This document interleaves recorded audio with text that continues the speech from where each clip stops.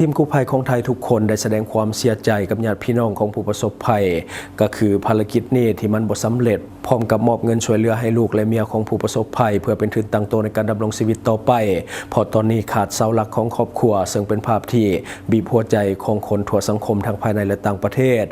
ยิ่งภาพตอนที่ทีมงานเดินทางออกจากพื้นที่แล้วมี2แม่ลูกที่ว่ามายืนส่งทีมงานทุกคนขึ้นรถและรถค่อยๆเดินทางออกห่างไปเรื่อยๆเป็นภาพแห่งความสิ้นหวังอย่างแท้จริงซึ่งมันเห็นได้ชัดผ่านสีหน้าและแววตาของเขาเต็มไปด้วยความทุกข์ระทมเพียงใด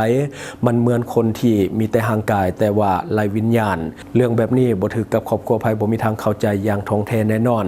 ในเรื่องของการแถลงยุติภารกิจอย่างเป็นทางการแม้ได้จัดขึ้นที่ปากถ้ำสถานที่เกิดเหตุซึ่งตอนนี้เห็นแต่ภาพนิ่งส่วนวิดีโอคาดว่าจะสามารถเบิ่งได้จากช่องทีวีได้ถ้าบ่แม่นโทรภาพของแขวงไซสมบูรณ์ก็แม่นโทรภาพแห่งชาติลาว